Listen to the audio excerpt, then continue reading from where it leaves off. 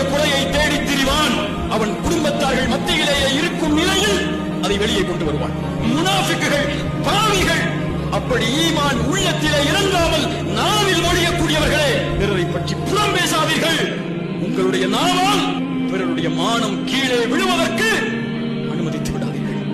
கஅபா புனிதமானதா இல்லையா? கஅபாவை ஒருவர் சேதப்படுத்துவதை எப்படி பார்ப்போம்?